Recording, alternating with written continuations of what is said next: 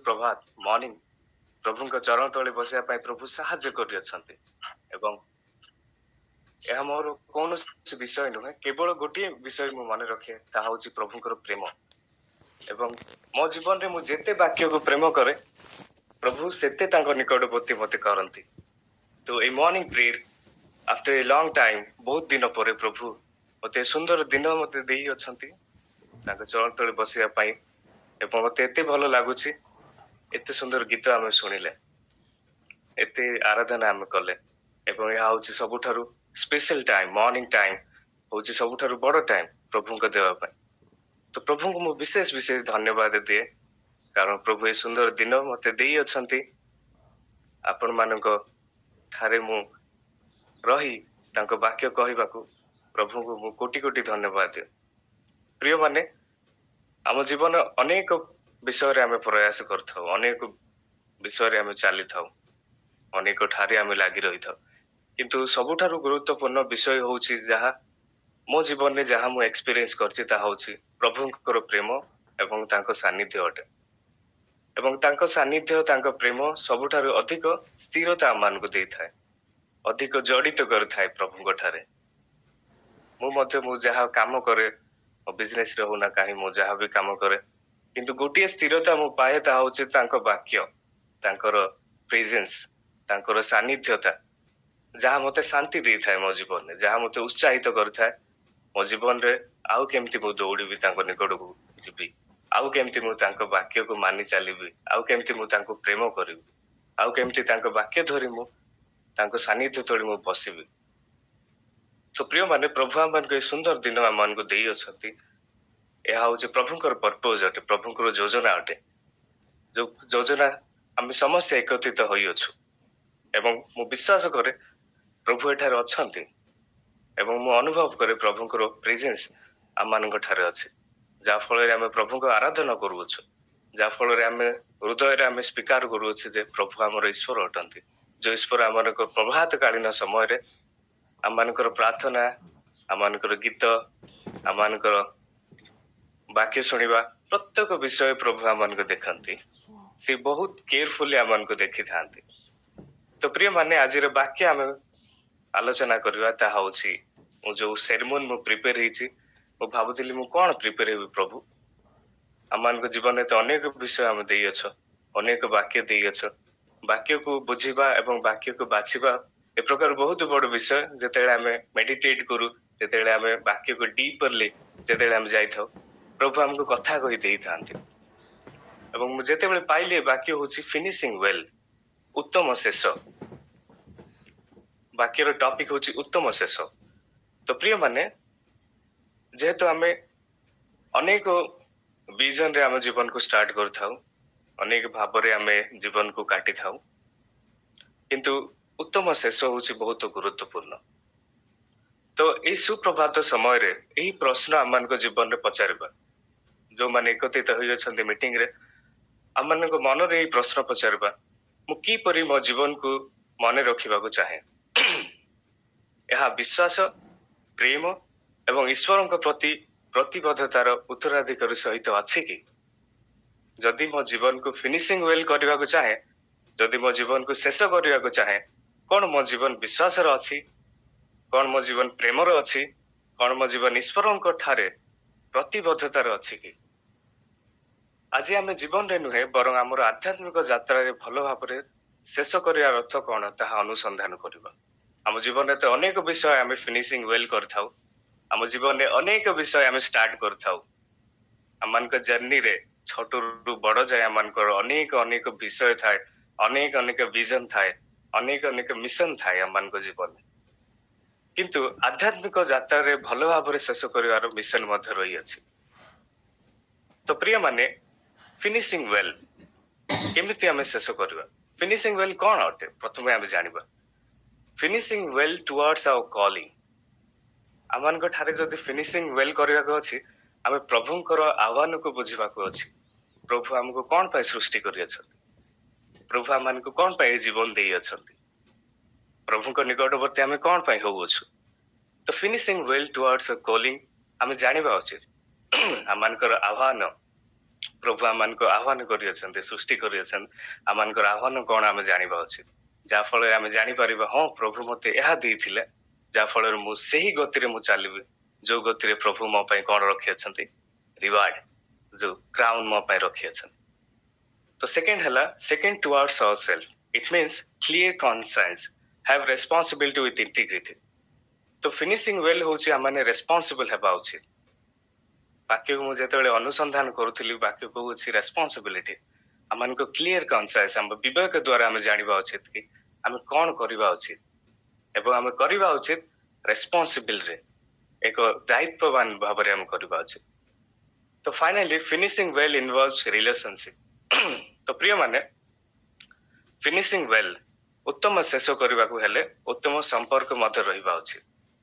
आम morning prayer आम एकत्रित होइछु यह हूँ रिलेशनशिप विथ गॉड आम प्रभु सहित आम संपर्क रखी जहाँ हूँ आमको उत्तम शेष करने को प्रभु देउछन एवं मु विश्वास करे मो जीवन रे प्रभु ये उत्तम शेष रे जड़ित होगा को दे अछंती a morning prayer we are in relationship with God आम प्रभु ठारे रिलेशन रे अच्छु आम समस्त गीत गाऊछु वाक्य शुणुछु प्रभु निकटवर्ती होउछु एवं तांकर प्रत्येक महान विषय आम जीवन में आम कौन करुछु प्रशंसा करुछु प्रभु तो यह हूँ फिनिशिंग वेल यह आम जाना उचित बेले बेले आम जीवन में आम आइडेंटिफाई कर न था आम जीवन में प्रभु ए जीवन दे कौन पाई मॉर्निंग प्रेयर जॉइन होगा एक प्रकार फिनिशिंग वेल होता है प्रभु को वाक्य शुणवा हो पारे एक प्रकार फिनिशिंग वेल प्रभु को निकटवर्ती होगा हो पारे एक प्रकार फिनिशिंग वेल तो प्रभु को आम धन्यवाद देवा केते महान प्रभु ये सुंदर समय मध्य अच्छी एवं मु जेते वाक्य को प्रेम करे मु निश्चय प्रभु को विश्वास करे कौन से ना कौन से विषय प्रभु जड़ित करती तो प्रिय माने ये मॉर्निंग प्रेयर सुप्रभात रे प्रभु आम वाक्य द्वारा कथा कहते आम आह्वान को जाना आम रेस्पॉन्सिबिलिटी को जाना एवं आम रिलेशनशिप जहाँ fellowship with God with believers जो आम अच्छु ताहा आम जाना उचित तो प्रिय माने जीवन प्रायतः एक जाति कि यात्रा सह तुलना करा जाय थाए जेतेबेले आम जीवन को आम चिंता करू बेले बेले आम भावी था रेस एंड ए जर्नी बेले बेले जेतेबेले आम टेस्टिमनी देई था हाँ मो जर्नी रे ए प्रकार हेतिला मो जीवन ए प्रकार थिला मो जर्नी ए प्रकार उत्तम भाव रे फिनिश हला मो जर्नी मो यात्रा ए प्रकार भाव रे फिनिश हला तो प्रिय माने भावी नियंतु एक माराथन रनर को कल्पना करंतु हम जीवन को भावंतु एक माराथन रनर रो प्रायोरिटी कौन थाए तार पर्पस कौन थाए ता आरंभ उत्साह थाए जेतेबेले गोटे माराथन रनर थाए से दौड़े एवं से उत्साहित रे दौड़े एवं शक्ति रे परिपूर्ण रे होई थाए किंतु शेष रे धैर्य एवं निष्ठा रे परिपूर्ण होई थाए तो आम जीवन में मध्य एक माराथन तुल्य आम जेतेबेले आरंभ करू आम शक्ति रे आरंभ करूथाउ एक्साइटमेंट रे आरंभ करथाउ आम उत्साहित भाव रे आरंभ करथाउ आम जीवन को किंतु एठार कौन कहउछन्ते किंतु शेष रे धैर्य एवं निष्ठा रे परिपूर्ण होई थाए आम सब बेले एक्साइटमेंट रे जर्नी करि परिबानी सब बेले एक्साइटमेंट रे मैराथन रनिंग करि परिबानी जेते बेले हम रनिंग करू आम बेले बेले थकी जाई थाउ आम माने बेले बेले हारी जाई थाउ किंतु जेते बेले हम रनिंग करू आम मान को जीवन ना जर्नी एक धैर्य हेबा उचित एक निष्ठादायक हेबा उचित जहा फल रे आम से फिनिशिंग वेल करि परिबा हम जीवन रे जेते बेले हम ख्रिस्टियन जीव को आम अनुसंधान करू एक ख्रिस्टियन लाइफ आम अनेक भाव रे आम स्टार्टिंग करथाउ आम बेले बेले वाक्य रे बढ़ी थाउ आनंद रे आम बढ़ी थाउ आम प्रभु को ठारे चली थाउ walk with God here the Bible किंतु जेते बेले टाइम पास होए जेते बेले समय चली थाए आमान को जीवन में अनेक चैलेंजेस आसी थाए आमान को जीवन में अनेक परीक्षा आसी थाए टेम्पटेशंस आसी थाए डिस्ट्रैक्शन आसी थाए आमान को जीवन में अनेक ट्रायल आसी थाए एवं ए प्रकार विषय आमान को बेले बेले एक कंफ्यूजन कर दे थाए कोन हम जीवन में हम चली अछु कि हम ठीक भाव रे हम दौड़ू कि कोन आमान को जीवन में धैर्य अछि आमान को जीवन में कोन प्रभुंकर शक्ति अछि आमान को जीवन तो ख्रिस्टियन जीवन मध्ये ए प्रकार ଯେତେବେଳେ ଆମେ ପ୍ରଭୁଙ୍କ ଠାରେ ରହୁ, ଯେତେବେଳେ ଆମେ ପ୍ରଭୁଙ୍କ ଠାରେ ଆମେ ଚାଲିଥାଉ, ଯେତେବେଳେ ପ୍ରଭୁ ଆମମାନଙ୍କୁ ଆଶୀର୍ବାଦ କରିଥାନ୍ତି, ଆମେ ଅନେକ ଶକ୍ତିରେ ଆମେ ଥାଉ ପ୍ରଭୁଙ୍କ ଠାରେ, ବାକ୍ୟ ଶୁଣୁ, ଆନନ୍ଦ କରୁ, ଅନେକ ବିଷୟ କରୁ। କିନ୍ତୁ ଯେତେବେଳେ ଜୀବନ ଚାଲିଥାଏ, ଅନେକ ବର୍ଷ ବର୍ଷ ଧରି ଚାଲିଥାଏ, ବେଳେ ବେଳେ ଆମମାନଙ୍କ ଠାରେ କନଫ୍ୟୁଜନ ଥାଏ କି କଣ ମୋ ଖ୍ରୀଷ୍ଟିଆନ ଲାଇଫ ସେ ମାରାଥନ ରନରେ ଧୈର୍ଯ୍ୟରେ କିମ୍ବା ନିଷ୍ଠାରେ ଚାଲି ଅଛି କି। ତ ପ୍ରିୟ ମାନେ, ଆମମାନଙ୍କ ଜୀବନକୁ ଜାଣିବାକୁ ହେବା ଉଚିତ। ଏକ ଉତ୍ତମ ବାକ୍ୟ ବାକ୍ୟରୁ ଆମେ ପଢିବା, ତାହା ହଉଛି 2 ତିମୋଥୀ 4 ଅଧ୍ୟାୟ 7 ଏବଂ 8 ପଦ। 2 ତିମୋଥୀ 4 ଅଧ୍ୟାୟ 7 ଏବଂ 8 ପଦ। ଏଠାରେ ପାଉଲ କହୁଅଛନ୍ତି, ମୁଁ ଉତ୍ତମ ଯୁଦ୍ଧରେ ପ୍ରାଣକରଣ କରିଅଛି, ନିରୂପିତ ପଥର ଶେଷ ପର୍ଯ୍ୟନ୍ତ ଦୌଡ଼ିଅଛି, ମୁଁ ବିଶ୍ୱାସ ରକ୍ଷା କରିଅଛି, ବର୍ତ୍ତମାନ ମୋ ନିମନ୍ତେ ଧାର୍ମିକତାର ମୁକୁଟ ରଖାଯାଇଅଛି, ତାହା ସେଇ ମହାଦିନରେ ନ୍ୟାୟବାନ ବିଚାରକର୍ତ୍ତା ପ୍ରଭୁ ମତେ ଦେବେ।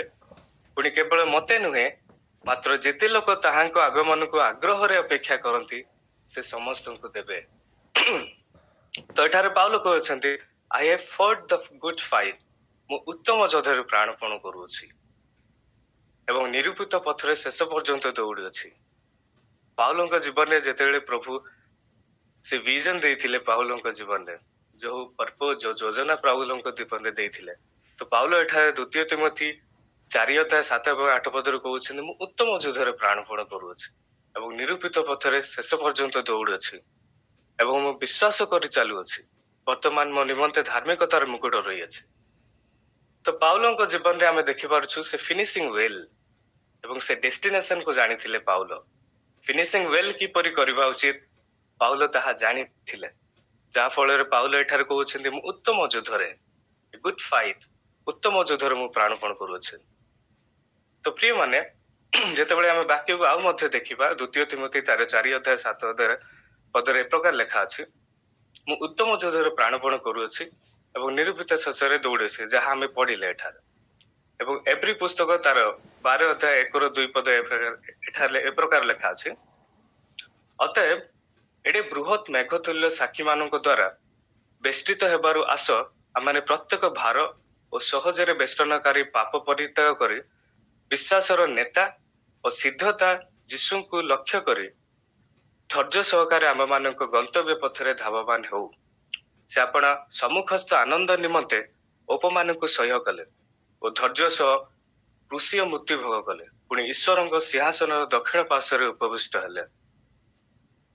ଏବଂ ଫିଲିପିଓ ପୁସ୍ତକ ତାର 3 ଅଧ୍ୟାୟ 13 ଏବଂ 1 ପଦରେ ପ୍ରକାର ଲେଖା ଅଛି, ହେ ଭାଇ ମାନେ, ମୁଁ ଏପର୍ଯ୍ୟନ୍ତ ତାହା ଧରିଅଛି ବୋଲି ମନେ କରୁନାହିଁ, କିନ୍ତୁ ଗୋଟିଏ ବିଷୟ ମୁଁ କରୁଅଛି, ପଶ୍ଚାତ ବିଷୟ ସବୁ ମନରୁ ଦୂର କରି ସମ୍ମୁଖରେ ଥିବା ବିଷୟ ଗୁଡିକ ପ୍ରତି ଦୃଷ୍ଟି ରଖି ଖ୍ରୀଷ୍ଟ ଯୀଶୁଙ୍କ ଠାରେ ଈଶ୍ୱରଙ୍କ ସ୍ୱର୍ଗୀୟ ଆହ୍ୱାନର ପୁରସ୍କାର ପାଇବା ନିମନ୍ତେ ପ୍ରାଣପଣ କରି ଲକ୍ଷ୍ୟ ସ୍ଥଳକୁ ଦୌଡୁଅଛି।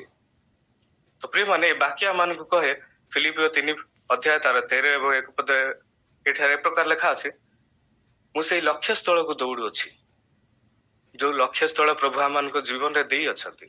ଏବଂ ମୁଁ ବିଶ୍ୱାସ କରେ ପ୍ରଭୁ ସମସ୍ତଙ୍କ ଜୀବନରେ ସେଇ ଲକ୍ଷ୍ୟ ସ୍ଥଳକୁ ଦେଇ ଅଛନ୍ତି। ଲକ୍ଷ୍ୟ ସ୍ଥଳ, ସେ ଡେଷ୍ଟିନେସନ ପ୍ରଭୁ ଆମମାନଙ୍କୁ ଦେଇ ଅଛନ୍ତି, ଯୋଉ ଭିଜନ ଆମମାନଙ୍କୁ ଦେଇ ଅଛନ୍ତି, ଯୋଉ ପର୍ପୋଜ ଆମମାନଙ୍କୁ ଦେଇ ଅଛନ୍ତି।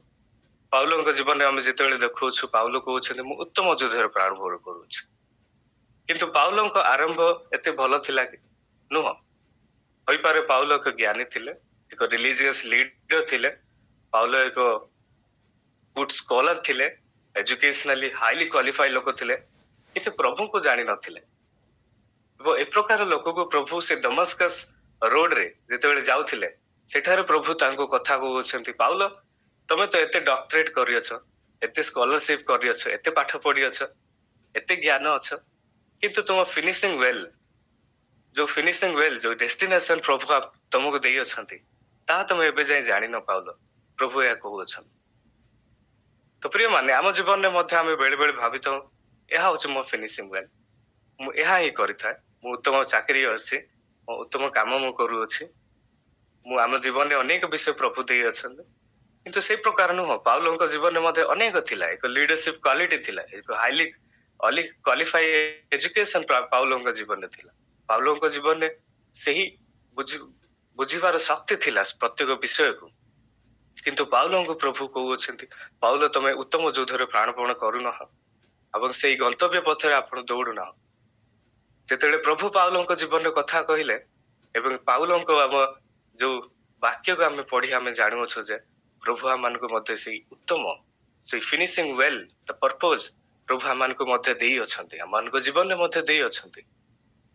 ଆମମାନଙ୍କର ଜ୍ଞାନର ନୁହଁ, ଆମମାନଙ୍କର ଏଜୁକେସନାଲି ନୁହଁ, ଆମମାନଙ୍କର କୌଣସି ସ୍କଲାର ନୁହଁ, କିନ୍ତୁ ପ୍ରଭୁଙ୍କ ନିକଟବର୍ତ୍ତୀ ଯେତେବେଳେ ହଉ ପ୍ରଭୁ ଆମକୁ ସେ ଉତ୍ତମ ଶେଷ କରିବାକୁ ପ୍ରଭୁ ଆମମାନଙ୍କୁ ଦିଅନ୍ତି, ଯାହା ଫଳରେ ପ୍ରଭୁ ଯେତେବେଳେ ଆସିବେ ଆମେ ପ୍ରଭୁଙ୍କ ଠାରେ ଆମେ ଚାଲିପାରିବା, ପ୍ରଭୁଙ୍କ ଠାରେ ଆମେ ରହିପାରିବା, ତାହାକୁ ଫିନିସିଂ ୱେଲ୍ କୁହାଯାଏ। ତ ପ୍ରିୟ ମାନେ ପାଉଲଙ୍କ ଜୀବନ ଆମମାନଙ୍କ ପାଇଁ ଏକ ଇନ୍ସପିରେସନ, ଆମମାନଙ୍କ ପାଇଁ ପ୍ରେରଣା ଯେ ଆମେ ଉତ୍ତମ ଯୁଦ୍ଧରେ ଆମେ ପ୍ରାଣପଣ କରିବା ଉଚିତ। ଯେତେବେଳେ ଆମେ ବାକ୍ୟକୁ ଆମେ ପଢିବା from the beginning of the Genesis to the Revelation, ଆମେ ଅନେକ ବିଷୟ ଆମେ ଦେଖୁଅଛୁ। ଅନେକ ଲୋକମାନଙ୍କ ଠାରେ ଅନେକ ଜ୍ଞାନ ଥିଲା, ଅନେକ ବୁଦ୍ଧି ଥିଲା, କିନ୍ତୁ ସମସ୍ତେ ଫିନିସିଂ ୱେଲ୍ କରିନାହାନ୍ତି। କିଛି ଲୋକ ହିଁ ଫିନିସିଂ ୱେଲ୍ କରିଅଛନ୍ତି। କାଲିଫର୍ଣ୍ଣିଆରେ ଗୋଟେ ରିସର୍ଚ୍ଚ ହେଇଥିଲା ବାଇବଲ ବିଷୟରେ, ସେଠାରେ କହିଥିଲେ କେବଳ 30% ପିପଲ, 30% ଲିଡର୍ସ, 30% ଲୋକମାନେ ହିଁ ଫିନିଶ ୱେଲ୍ କରୁଛନ୍ତି ବାକ୍ୟରେ। ତ ଆମମାନଙ୍କ ଜୀବନରେ ଯଦି ଆମେ ଚିନ୍ତା କରିବା ମୁଁ ସେ 30% ଅଛି କି, ଯଦି ନାହିଁ ଆମେ ପ୍ରଭୁଙ୍କ ଠାରେ ସମର୍ପଣ ହେବା ଉଚିତ। ଯଦି ବାକ୍ୟକୁ ଆମେ ଧ୍ୟାନ କରିବା ଏବଂ ଚିନ୍ତା କରିବା, ବାକ୍ୟରେ ଅନେକ ବିଷୟ ଆମେ ଦେଖିପାରୁଛୁ। Who are the one who did not finish. ଆମେ ଚିନ୍ତା କରିବା, ପ୍ରଥମ ହେଲା ନୋହ।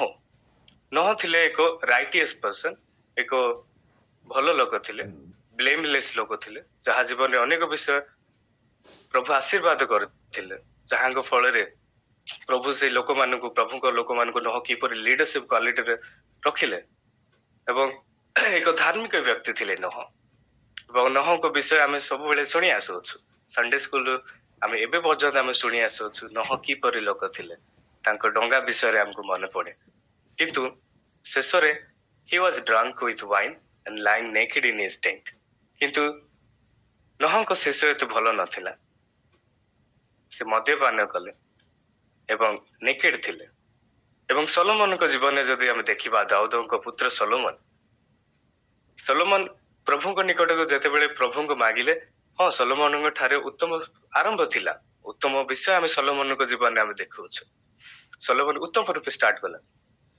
ଆଉ ପ୍ରଭୁ ଯେତେବେଳେ ସଲୋମନଙ୍କୁ ପଚାରୁଛ, ସଲୋମନ ତମକୁ କଣ ଆବଶ୍ୟକତା ରହିଅଛି, ସଲୋମନ ହୋଇପାରେ ସଲୋମନ ପଚାରିଥାନ୍ତେ, ପ୍ରଭୁ ମତେ ଉତ୍ତମ ଲୋକମାନଙ୍କୁ ମତେ ଦିଅ, ମତେ ପ୍ରପର୍ଟି ଦିଅ, ମତେ ଧନ ଦିଅ, ସମ୍ପତ୍ତି ଦିଅ, ଏବଂ ପ୍ରଭୁ ମୁଁ ଇସ୍ରାଏଲି ଲୋକମାନଙ୍କୁ ଚଳେଇବା ପାଇଁ ହେଲେ ମତେ ଏ ପ୍ରକାର କ୍ୱାଲିଟି ମତେ ଥିବା ଉଚିତ, ଏ ପ୍ରକାର ବିଷୟ ସଲୋମନ ମାଗିଥାନ୍ତେ। କିନ୍ତୁ ସଲୋମନକୁ ଯେତେବେଳେ ପ୍ରଭୁ ପଚାରୁଅଛନ୍ତି, ସଲୋମନ ହ୍ୱାଟ ୟୁ ନିଡ୍, ତେବେ ସଲୋମନ ପଚାରୁଛନ୍ତି ଜ୍ଞାନ ଏବଂ ଅଣ୍ଡରଷ୍ଟାଣ୍ଡିଂ। ତ ଏଇ ପ୍ରକାର ବିଷୟ ସଲୋମନ ଆରମ୍ଭ ଷ୍ଟାର୍ଟ କଲେ, ଉତ୍ତମ ଇନ୍ସପିରେସନ ଆମମାନଙ୍କୁ ପ୍ରଦାନ କଲେ, ଯାହା ପ୍ରଭାବ ଶୀତୋପଦେଶ ଯେତେବେଳେ ଆମେ ପଢୁ ଆମମାନଙ୍କୁ ଚକ୍ଷୁ ଖୋଲି ଦେଇଥାଏ, କି ପ୍ରକାର ଜ୍ଞାନ, କି ପ୍ରକାର ଭାବେ ଆମେ ବଞ୍ଚିବା ଉଚିତ, କି ପ୍ରକାର ଭାବେ ଆମେ ପ୍ରଭୁଙ୍କ ଠାରେ ଚାଲିବା ଉଚିତ, କିପରି ଆମମାନଙ୍କ ରିଲେସନସିପ ହେବା ଉଚିତ, କିପରି ଆମେ ପ୍ରଭୁଙ୍କୁ ଭୟ କରିବା ଉଚିତ, ଏବଂ ଜ୍ଞାନ ଏବଂ ଏଜୁକେସନକୁ କିପରି ଆମେ ଭଲ ପାଇବା ଉଚିତ, ପ୍ରତ୍ୟେକ ବିଷୟ ଆମେ ସଲୋମନଙ୍କ ଜୀବନରେ ଆମେ ଦେଖୁଅଛୁ। ଏବଂ ଶେଷରେ ସଲୋମନଙ୍କର ଫିନିସିଂ ୱେଲ୍ ନଥିଲା। ଏ ପ୍ରକାର ଜ୍ଞାନୀ ବ୍ୟକ୍ତି, ଏ ପ୍ରକାର ଅଣ୍ଡରଷ୍ଟାଣ୍ଡିଂ ପର୍ସନ ଯଦି ଫିନିସିଂ ୱେଲ୍ ନଥିଲା, ତ ଆମମାନେ କିଏ? ଆଜି ଆମେ ଚିନ୍ତା କରିବା, ମୁଁ କିଏ? ମୋ ମନରେ ମଧ୍ୟ ମୁଁ ପ୍ରଶ୍ନ କରେ, ପ୍ରଭୁ ସଲୋମନଙ୍କୁ ଏ ପ୍ରକାର ଜ୍ଞାନ ଦେଇଥିଲ, କିନ୍ତୁ ପ୍ରଭୁ ମୁଁ ଏକ ଧୂଳି ମନୁଷ୍ୟ, ମୋ ଠାରେ କୌଣସି ଉତ୍ତମତା ନାହିଁ, ମୋ ଫିନିସିଂ ୱେଲ୍ ମୁଁ କେମିତି କରିପାରିବି? ଯେତେବେଳେ ସଲୋମନଙ୍କ ଠାରେ ଜ୍ଞାନ ଥିଲା, ବଦ୍ଧଷ୍ଣୁ ଥିଲା, ସଲୋମନ ଲିଡରସିପ କ୍ୱାଲିଟିରେ ସମସ୍ତଙ୍କୁ ଚଳଉଥିଲେ, କିନ୍ତୁ ସଲୋମନ କଣ କଲେ? ଅନ୍ୟ ଜାତି ଲୋକମାନଙ୍କୁ ସେ ରିଲେସନ କଲେ, ଯାହା ଫଳରେ ପ୍ରଭୁଙ୍କ ପ୍ରତି ପ୍ରେମ ନଥିଲା ସଲୋମନଙ୍କ ଠାରେ, ଯେତେବେଳେ ଆମେ ଦେଖୁଛୁ। ଏବଂ ଆଉ ଗୋଟେ ଏକ୍ସାମ୍ପଲ ଯଦି ଆମେ ବାକ୍ୟରେ ଦେଖିବା, ସାଉଲଙ୍କ ଜୀବନ, ସେ ଜଣେ ଇମ୍ପ୍ରେସିଭ ୟଙ୍ଗ ମ୍ୟାନ ଥିଲେ। ସାଉଲ ଜଣେ ବହୁତ ମହାନ ବ୍ୟକ୍ତି ଥିଲେ, ହଜାର ହଜାର ଲୋକମାନଙ୍କୁ ସେ ଜିତୁଥିଲେ। ଯେତେବେଳେ ସୈନିକ, ଯେତେବେଳେ ଏନିମିଜ ପ୍ରଭୁଙ୍କ ଲୋକମାନଙ୍କୁ ଆଟାକ କରିବାକୁ ଆସିଥିଲେ, ସାଉଲ ଉତ୍ତମ ରୂପେ ସେ ସହସ୍ର ସହସ୍ର ଲୋକମାନଙ୍କୁ ଜିତୁଥିଲେ। କିନ୍ତୁ କଣ ସାଉଲଙ୍କ ଜୀବନ ଆମମାନଙ୍କୁ ଇନ୍ସପାୟାର କରେ? ଶେଷରେ ନିଶ୍ଚିତ ନୁହଁ। ଯାହା ଫଳରେ ସଲୋମନଙ୍କୁ ପ୍ରଭୁ ବାଛିଲେ, ସାଉଲଙ୍କ ଜୀବନରୁ ଆମମାନଙ୍କୁ ଏତେ ଡେଭିଡକୁ ବାଛିଲେ, ଯାହା ଫଳରେ ସାଉଲଙ୍କ ଜୀବନ ଆମମାନଙ୍କୁ ଏତେ ଇନ୍ସପାୟାର କରେନି। ଯେତେବେଳେ ଡେଭିଡ ସାଉଲଙ୍କ ଘରକୁ ଯାଉଥିଲେ, ସାଉଲ ଅନେକ ସର୍କମଷ୍ଟାନ୍ସେସ୍, ଅନେକ କଷ୍ଟରେ ରହିଲେ, ଅନେକ ଏନଜାଇଟିରେ ସାଉଲ ରହୁଥିଲେ, ଯାହା ଫଳରେ ଦାଉଦ ପ୍ରଭୁଙ୍କର ଜଣେ ବ୍ୟକ୍ତି ତାଙ୍କ ଘରକୁ ଯାଇ ଗୀତ ଗାଉଥିଲେ, ପ୍ରଭୁଙ୍କର ଆରାଧନା କରୁଥିଲେ, ହେଲେ ମଧ୍ୟ ସାଉଲ ବୁଝିପାରିଲେନି, ଫିନିସିଂ ୱେଲ୍ କରିପାରିଲେନି। ଯାହା ଆମମାନଙ୍କୁ ମଧ୍ୟ କଥା କହେ, ଫିନିସିଂ ୱେଲ୍ ଏତେ ପ୍ରକାର ଏତେ ବଡ ବଡ ଲୋକମାନଙ୍କ ଠାରେ ହେଇନାହିଁ। ଯାହାଠାରେ ଜ୍ଞାନ ଅଛି, ଯାହାଠାରେ ବୈଦେଶ୍ନ ଅଛି, ଯାହାଠାରେ ସମ୍ପତ୍ତି ଅଛି, ଯାହାଠାରେ ଅନେକ ବିଷୟ ଅଛି, କିନ୍ତୁ ଫିନିସିଂ ୱେଲ୍ କୌଣସି ଛୋଟିଆ ଛୋଟିଆ ବ୍ୟକ୍ତି ମାନଙ୍କ ଠାରେ ହିଁ ହୋଇଅଛି ବାକ୍ୟରେ। ଯେତେବେଳେ ଝିଅସିଂହଙ୍କ ଜୀବନରେ ଆମେ ଦେଖୁ, ଝିଅସିଂହଙ୍କୁ ବାକ୍ୟରେ ଆମେ ଯେତେବେଳେ ଆମେ ପଢୁ, ଝିଅସିଂହଙ୍କୁ ଯାହା ମଧ୍ୟ ପ୍ରଭୁ ପରମେଶ୍ୱର ପିତା ପ୍ରମିସ କରିଥିଲେ, ତାଙ୍କ ଶେଷ ଜୀବନରେ ଯଦି ଆମେ ଝିଅସିଂହଙ୍କ ଜୀବନରେ ଆମେ ଦେଖିବା, ତାହା ମାନଙ୍କୁ ଇନ୍ସପାୟାର କରେ। ଏବଂ ଝିଅସିଂହ ଏ ପ୍ରକାର ବଡ ବ୍ୟକ୍ତି ନଥିଲେ। ଝିଅସିଂହ ପ୍ରଭୁଙ୍କର କମାଣ୍ଡ, ପ୍ରଭୁଙ୍କର ଆଦେଶ, ପ୍ରଭୁଙ୍କର ସେହି ଯାହା ମଧ୍ୟ ପ୍ରଭୁ କହି ଅଛନ୍ତି ପ୍ରତ୍ୟେକ ବିଷୟକୁ ଭଲ ପାଇବା ବ୍ୟକ୍ତି ଥିଲେ ଝିଅସିଂହ। ଯାହା ଫଳରେ ଝିଅସିଂହଙ୍କ ଜୀବନ ଆମମାନଙ୍କୁ ଏକ ପ୍ରେରଣା ଦେଇଥାଏ, ଆମମାନଙ୍କୁ ଇନ୍ସପାୟାର କରିଥାଏ, ଆମମାନଙ୍କୁ ମୋଟିଭେଟ କରିଥାଏ, ଯାହା ଝିଅସିଂହ ଏକ ଭଲ ବ୍ୟକ୍ତି ଥିଲେ। ଏବଂ ଯୋସେଫଙ୍କ ଜୀବନରେ ଯଦି ଦେଖିବା, ଫିନିସିଂ ୱେଲ୍, ଯୋସେଫ ମଧ୍ୟ ଫିନିସିଂ ୱେଲ୍ କରିଥିଲେ। ଯୋସେଫଙ୍କ ଜୀବନରେ ମଧ୍ୟ ଆମେ ଦେଖିବା, ଯୋସେଫଙ୍କ ଜୀବନ ଅନେକ ତାଡନା ଥିଲା, ଅନେକ କଷ୍ଟ ଥିଲା। ନିଜ ଫ୍ୟାମିଲି, ନିଜ ଭାଇମାନେ, ବ୍ରଦର୍ସ, ଯାହା ରକ୍ତରେ ନିଜ ବ୍ରଦର୍ସ, ସେମାନେ ଯୋସେଫଙ୍କୁ ବୁଝି ପାରୁନଥିଲେ ଏବଂ ଯୋସେଫଙ୍କୁ ସେମାନେ କଣ କଲେ, ଇଗ୍ନୋର କଲେ, ରିଜେକ୍ଟ କଲେ ତାଙ୍କ ଫ୍ୟାମିଲିରେ। ଏବଂ ଯୋସେଫଙ୍କୁ କଣ କଲେ, ଯୋସେଫଙ୍କୁ ଗୋଟିଏ ଜାଗାରେ ବିକି ଦେଲେ ଏବଂ ଗୋଟିଏ କୂପରେ ମଧ୍ୟ ତାଙ୍କୁ ପେଲି ଦେଲେ, ଯାହା ହଁ ଯୋସେଫ ଆମ ଫ୍ୟାମିଲିରେ ନ ରହୁ ବୋଲି। କିନ୍ତୁ ଯୋସେଫଙ୍କ ଜୀବନରେ ଯଦି ଆମେ ଦେଖିବା, ଯୋସେଫ ଉତ୍ତମ କାର୍ଯ୍ୟ କରୁଥିଲେ। ଯେତେବେଳେ ନିଜ ଭାଇ ମାନେ ଭୁଲ କାମ କରୁଥିଲେ, ପିତାଙ୍କ ନିକଟକୁ ଯୋସେଫ ଯାଇ କହୁଥିଲେ, ମୋ ଭାଇ ମାନେ ଏହା ଠିକ କରୁନାହାନ୍ତି ପିତା, ଏମାନେ ଏହା ଭୁଲ କରୁଅଛନ୍ତି ବୋଲି କହୁଥିଲେ। ଏବଂ ଯୋସେଫ ଉତ୍ତମ କାମ କରୁଥିଲେ, ଯାହା ଯୋସେଫଙ୍କ ଜୀବନ ମଧ୍ୟ ଆମମାନଙ୍କୁ ଉତ୍ସାହିତ କରେ। ଯୋସେଫ ଏକ ଉତ୍ତମ ବ୍ୟକ୍ତି ଥିଲେ। ଯୋସେଫଙ୍କ ଜୀବନରେ ପରୀକ୍ଷା, ଏ ପ୍ରକାର ପରୀକ୍ଷା ଆସିଲା, ଫିଜିକାଲ ପରୀକ୍ଷା ଆସିଲା, ମେଣ୍ଟାଲ ପରୀକ୍ଷା ଆସିଲା, ସ୍ପିରିଚୁଆଲ ପରୀକ୍ଷା ସେମାନଙ୍କ ଜୀବନରେ ଆସିଲା ଯୋସେଫଙ୍କ ଜୀବନରେ। କିନ୍ତୁ ଯୋସେଫ ଉତ୍ତମ ଯୁଦ୍ଧରେ ପ୍ରାଣପଣ କଲେ, ପ୍ରଭୁଙ୍କ ଠାରେ ଧରି ରହିଲେ, ଯାହା ଫଳରେ ଫାଇନାଲି ଯେତେବେଳେ ଆମେ ଯୋସେଫଙ୍କ ଜୀବନକୁ ଆନାଲାଇଜ କରୁ, ଯେତେବେଳେ ଆମେ ଚିନ୍ତା କରୁ, ଯୋସେଫ ଏ ପ୍ରକାର ବ୍ୟକ୍ତି ଥିଲେ ଯାହା ପ୍ରଭୁଙ୍କ ଠାରେ ଏକ ଉତ୍ତମ ବ୍ୟକ୍ତି ଥିଲେ। ଯାହା ଫଳରେ ଯୋସେଫଙ୍କ ଜୀବନ ଏ ପ୍ରକାର ଫିନିସିଂ ୱେଲ୍ ହେଲା ଯେ ଜଣେ ଲୋକ ପ୍ରିଜନ ଜେଲରେ ଥିଲା, କିନ୍ତୁ ତା ପର ଲାଇଫ ଯେତେବେଳେ ଆମେ ଚିନ୍ତା କରୁ, ସେ ଜଣେ ପ୍ରାଇମ ମିନିଷ୍ଟର, ସେ ଜଣେ ଏତେ ଉତ୍ତମ ବ୍ୟକ୍ତି ହେଇଗଲେ, ଯାହା ଫଳରେ ଅନେକ ଲୋକମାନଙ୍କୁ ଇନ୍ସପାୟାର କରେ ଯୋସେଫ। ଆମମାନଙ୍କ ଜୀବନରେ ମତେ ଯୋସେଫ ଇନ୍ସପାୟାର କରେ। ଯୋସେଫଙ୍କ ଜୀବନରେ ଅନେକ ପରୀକ୍ଷା ଆସିଲା, ଅନେକ ଚିନ୍ତା ଆସିଲା, ଅନେକ କଷ୍ଟ ଆସିଲା, କିନ୍ତୁ ଯୋସେଫଙ୍କ ଜୀବନ, ସଣ୍ଡେ ସ୍କୁଲ ପିଲାମାନେ ଯେତେବେଳେ ଯାଆନ୍ତି, ପ୍ରଥମେ ସେମାନେ ପଢନ୍ତି ଯୋସେଫ। ସେ ଜଣେ ଏତେ କଷ୍ଟ ଲୋକ ଥିଲା, କିନ୍ତୁ ଶେଷରେ ପ୍ରାଇମ ମିନିଷ୍ଟର, ବିକେମ୍ ଏ ପ୍ରାଇମ ମିନିଷ୍ଟର, ଯାହା ଆଜି ମଧ୍ୟ ଆମମାନଙ୍କୁ କହେ, ଆମମାନଙ୍କୁ ଇନ୍ସପାୟାର କରେ, ସେ ଫିନିସିଂ ୱେଲ୍ କଲେ। ଏବଂ ଆହୁରି ମଧ୍ୟ ଆମେ ଚିନ୍ତା କରେ ପାଉଲଙ୍କ ଜୀବନରେ, ଯାହା ଆମେ ଡିସ୍କସ କଲୁ, ତାଙ୍କ ଜୀବନ ମଧ୍ୟ ଫିନିସିଂ ୱେଲ୍। ସେ ଜଣେ ଅନେକ ବଡ ବ୍ୟକ୍ତି ଥିଲେ, କିନ୍ତୁ ଯେତେବେଳେ ପ୍ରଭୁଙ୍କ ନିକଟକୁ ଆସିଲେ, ପ୍ରଭୁଙ୍କୁ ଜାଣିଲେ, ତେବେ ପାଉଲ ଫିନିସିଂ ୱେଲ୍ କଲେ। ପାଉଲଙ୍କ ନିକଟରେ ମଧ୍ୟ ଅନେକ ସମସ୍ୟା ଆସିଲା। ପାଉଲଙ୍କୁ ଯେତେବେଳେ ପାଉଲ ପ୍ରଭୁଙ୍କ ନିକଟବର୍ତ୍ତୀ ହେଲେ, ପ୍ରଭୁଙ୍କୁ କାର୍ଯ୍ୟ ଆରମ୍ଭ କରିବାକୁ ଚେଷ୍ଟା କଲେ, ପ୍ରଭୁଙ୍କର ଯାହା ମଧ୍ୟ ସେଇ ଭିଜନ ପାଉଲଙ୍କ ଜୀବନରେ ପ୍ରଭୁ ଦେଲେ, କିନ୍ତୁ ପାଉଲଙ୍କ ଜୀବନରେ କଣ ଉତ୍ତମତା ଆସିଲା, ଆମେ ବାକ୍ୟରେ ଯେତେବେଳେ ଭଲ ଭାବରେ ପଢିବା, ପାଉଲଙ୍କ ଜୀବନରେ କଷ୍ଟ ଆସିଲା। ତ ଆରମ୍ଭରେ ମୁଁ କହିଲି, ଖ୍ରୀଷ୍ଟିଆନ ଜୀବନରେ ଅନେକ ଆମେ ବାକ୍ୟରେ ବଢିଥାଉ, ଆମେ ଅନେକ ପ୍ରାର୍ଥନାରେ ଆମେ ବଢିଥାଉ, ଆମେ ଅନେକ ବିଶ୍ୱାସରେ ଆମେ ଜୟଫୁଲି ଆମେ ବଢିଥାଉ। କିନ୍ତୁ ଯେତେବେଳେ ପ୍ରଭୁଙ୍କ ଡିପର, ଯେତେବେଳେ ପ୍ରଭୁଙ୍କ ଠାରେ ଆସିଥାଉ, ଯେତେବେଳେ ପ୍ରଭୁଙ୍କ ବ୍ୟକ୍ତି ମାନଙ୍କୁ ମୁଁ ଚିନ୍ତା କରେ, ତ ପ୍ରଭୁଙ୍କର ସେହି ମହାନ ବ୍ୟକ୍ତି ମାନେ ଏତେ ଆରାମରେ ବଞ୍ଚି ନାହାନ୍ତି, କିନ୍ତୁ କଷ୍ଟରେ ବଞ୍ଚିଲେ। କିନ୍ତୁ ସେମାନଙ୍କର ଶେଷ ଏ ପ୍ରକାର ଥିଲା, ଫିନିସିଂ ୱେଲ୍। ସେମାନେ ଫିନିସିଂ ୱେଲ୍ କଲେ। ପାଉଲଙ୍କ ଜୀବନରେ ଯେତେବେଳେ ଆମେ ଚିନ୍ତା କରିବା, ପାଉଲଙ୍କୁ କାରାଗାରରେ ରଖାଗଲା, ପାଉଲଙ୍କୁ ଆଘାତ କରାଗଲା, ପାଉଲଙ୍କୁ କଷ୍ଟ ଦିଆଗଲା, ପାଉଲଙ୍କୁ ଲୋକମାନେ ପରିହାସ କରୁଥିଲେ। ଯେତେବେଳେ ପାଉଲ ପ୍ରଭୁଙ୍କ ପାଇଁ ପାଉଲ ବ୍ୟବହାର ହେଲେ, କିନ୍ତୁ ଯେତେବେଳେ ପାଉଲ ଜାଣିଲେ, ହଁ ମୁଁ ଏତେ କଷ୍ଟରେ ବଢେ, ଏତେ ବାକ୍ୟରେ ମୁଁ ବଢେ, ଏତେ ଯାହା ବି ବଢେ, କିନ୍ତୁ ମୋ ଗନ୍ତବ୍ୟ ପଥ ମୁଁ ଜାଣିଅଛି।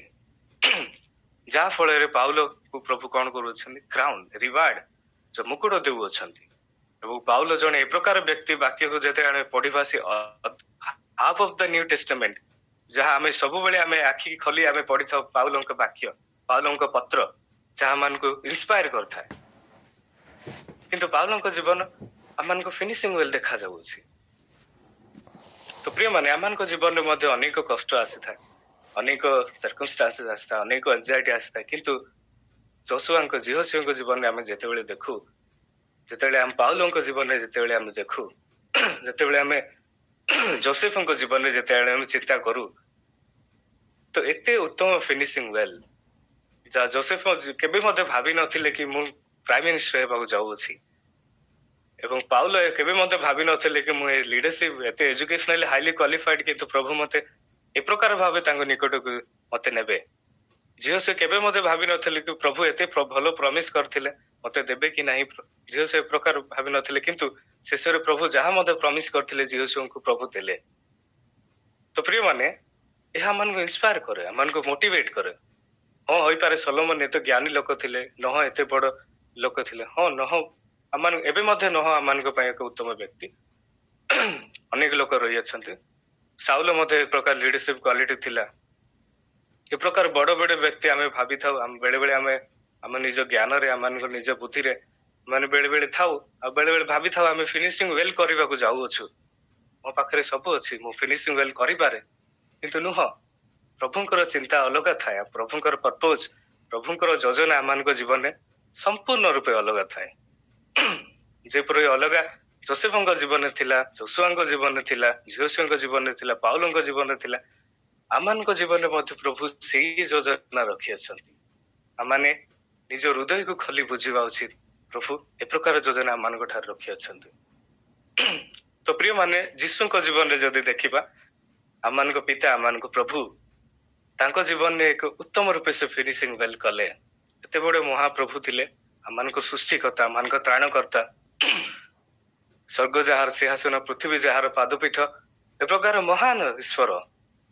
କିନ୍ତୁ ଜଗତକୁ ଯେତେବେଳେ ଆସିଲେ, ହଁ କଷ୍ଟ ଥିଲା ଜୀବନରେ, ପ୍ରଭୁଙ୍କ ଜୀବନରେ ଅନେକ ପରୀକ୍ଷା ଆସିଲା, କିନ୍ତୁ ପ୍ରଭୁ ପିତାଙ୍କ ଠାରୁ ଯୋଉ ଭିଜନ ପ୍ରଭୁଙ୍କ ଠାରେ ଥିଲା, finishing well, how I can finish well, ପ୍ରଭୁ ଜାଣିଥିଲେ ତାହା। ଯାହା ଜହନ ପୁସ୍ତକ 19 ଅଧ୍ୟାୟ 30 ପଦ ଆମମାନଙ୍କୁ କହେ, ଇଟ ଇଜ ଫିନିଶ, ଏହା ସମାପ୍ତ ହୋଇଅଛି, ପ୍ରଭୁ କହୁଅଛନ୍ତି। ଯେତେବେଳେ ପ୍ରଭୁ ଆମମାନଙ୍କ ପାଇଁ ଜୀବନ ଦେଲେ, ଆମମାନଙ୍କ ପାଇଁ ତାଙ୍କ ରକ୍ତ, ତାଙ୍କ ମାଂସ, ପ୍ରଭୁ ଆମମାନଙ୍କ ଠାରେ ତାଙ୍କର ସେଇ ବାକ୍ୟ, ସେମାନଙ୍କୁ ଉଦାହରଣ ସ୍ୱରୂପ ଆମମାନଙ୍କୁ ପ୍ରଭୁ ହେଲେ। ଆମମାନଙ୍କ ଜୀବନକୁ ରକ୍ଷା କରିବାକୁ ପ୍ରଭୁ କଣ କଲେ? ତାଙ୍କ ଜୀବନକୁ ଦେଲେ ପ୍ରଭୁ। ଯାହା ଫଳରେ ଆମେ ଏଇ ପ୍ରେୟର ମିଟିଂରେ ବସିଅଛୁ, କେବଳ ପ୍ରଭୁଙ୍କ ପାଇଁ ଆମେ ବସିଅଛୁ, ଯୋଉ ଈଶ୍ୱର ଫିନିସିଂ ୱେଲ କଲେ।